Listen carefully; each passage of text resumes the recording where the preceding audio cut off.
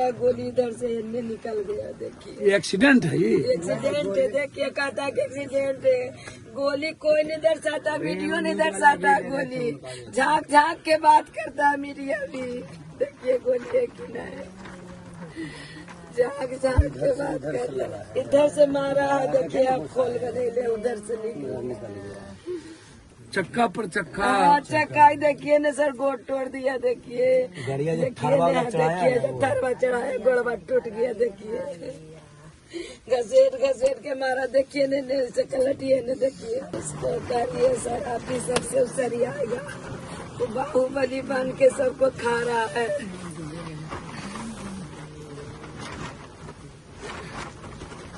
Accident हो गया, एकदम से लेकर भागल जा नंबर प्लेट वाला गाड़ी नंबर प्लेट की गाड़ी वाले भाग रहा था। एक्सीडेंट हुआ है। इतना बढ़िया गाँव से टूट के तलाश के रखे, पथराव कर देते प्रशासन बस तब जाके रोका। रात उठ के यहाँ से बल पर लेके चल जाएगा, लेके भागल जा हल्किन के वाला। एक्सीडेंट किया है तो ठीक है, हमारे जाने रहेगा कि रतिया का कहाँ जाएगा, भलाई करे लेकर भागल जाए। कल हम देखे छे, बात कर लिए हम आईजी औरत से। कल पोस्टमार्टम में देखिए कि कैसे होते। हम कोशिश करबे कि ऊपर से नीचे जितना लीडर है सब बोले। ऐसे ही लोगों को चारों तरफ से आप आतंक के अभिप्राय सबको गोपालगंज से लेकर के बक्सर से लेकर आरा से लेकर सब जगह चारों तरफ आप ऐसे ही लोगों को टिकट देंगे। और हर घटना में इन्हीं आतंक का नाम क्यों आता है भाई? क्या कोई आप चले जाइए, यदि विपक्ष के कैंडिडेट सूरजभान है, उसके साथ कोई भूमिहार समाज के लोग हैं, तब भी मारे जाते हैं, तब भी उसके घर पर गोली फायरिंग होती है। कोई एक ही जाति की बात है। अब यादव को टारगेटेड एक बार थोड़े यहाँ पर किया गया, महतो को, बिंद को या भानु को एक बार थोड़े टारगेटेड किया गया। तो लगातार हमला हो ही रहा है। बार्सलीगंज में हुआ, यहाँ हुआ, गया में हुआ, हमला तो चारों तरफ से हो रहा है। इसको कौन सा राज आप कहिएगा? आप बताइए ना। जंगल राज 19 साल 20 साल पहलू का बात आप करते हैं। आप जो 16 सालों से यहाँ पर चारों तरफ आतंक का माहौल बनाए हुए हैं, लोगों की जिंदगी जीने का अधिकार छीन लिए हैं, पूरा का पूरा प्रशासन के संरक्षण में चारों तरफ से कवर्ड रहता है और मार करके जाकर के पूरे मजे लेता है और स्पीच देता है। जानवर से बदतर जिंदगी मारा गया दुलारचंद जी। आखिर गुनाह क्या था दुलारचंद जी का भाई कि आम लोगों के लिए जीते थे? हम तो 80 से इस व्यक्ति को जानते हैं। मेरा रिश्ता रहा है, व्यक्तिगत रिश्ता रहा है। क्या किसी कैंडिडेट को मदद करना, किसी कैंडिडेट के बारे में बोलना और किसी कैंडिडेट के गलत तरीके के बारे में बोलना क्या मौत का कारण बन जाए? और घसीट के मारिए, गाड़ी चढ़ा के मारिए और उसके बाद कह दीजिए कि एक्सीडेंट हो जाए। उसके बाद पैर में गोली मारा गया, दोनों गाड़ी पर गाड़ी चढ़ा दी गई। इतना बड़ा आतंक, हर घटना में एक ही आतंक का नाम क्यों आता है भाई? जितनी घटना घटे एक ही नाम, और उल्टे प्रशासन जाकर के विपक्ष के कैंडिडेट, जो विपक्ष के लोग हैं, जो समाज में काम करता है, उसको फंसाओ, उसको भगाओ। हमें तो डर है कि आगे कई घटना न घटे, बाहर के कैंडिडेट लल्लू जी न मारे जाएं, सूरजभान जी को न मार दिया जाए। ये क्या होगा कहना मुश्किल है। हालात अच्छे नहीं हैं। चुनाव आयोग से भी आप अपेक्षा नहीं कर सकते हैं। दिल्ली से भागलपुर से लेके पटना तक सुपर सीएम का चलता है। उनको जिनका फोन जाएगा, हम तो पूरा का पूरा चाहेंगे सारे पदाधिकारी का निकाला जाए कॉल डिटेल, कब कब किसका किसका फोन आता है। हम सारे कॉल डिटेल जाना, जरूरत पड़ेगा तो हाईकोर्ट जाएंगे कि आप कॉल डिटेल निकालिए और उस कॉल डिटेल की जांच करिए कि सुबह से शाम किसका किसका फोन आता है। सर्विलांस पर लीजिए, सारे अपराधियों को संरक्षण,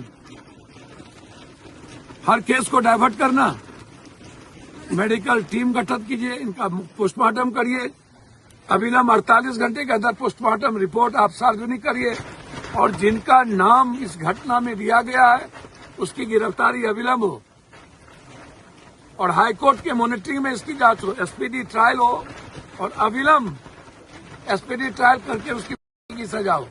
पहले ही इन्हें होती, पिंटू हत्याकांड के बाद हमारे लोगों ने ही पैसे लेके कंप्रोमाइज कर लिया।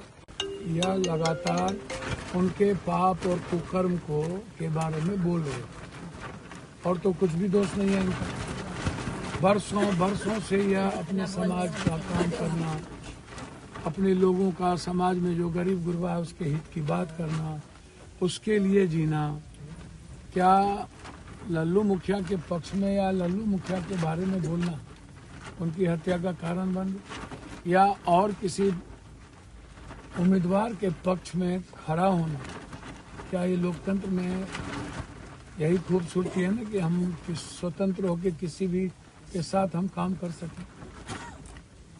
तो हमको तो अब डर है जो टाल और दियरा की स्थिति है, और जो खास तौर पर डिप्टी सीएम, मिनी सीएम जो है, जो भागलपुर से लेकर के पटना तक जिनका एक ही राज चलता है, वो तो कभी वो उन्हीं के एक यहाँ से वहाँ तक स्वजातीय एक ही, मतलब 90% दरोगा, एएसपी सारे के सारे वही लोग हैं।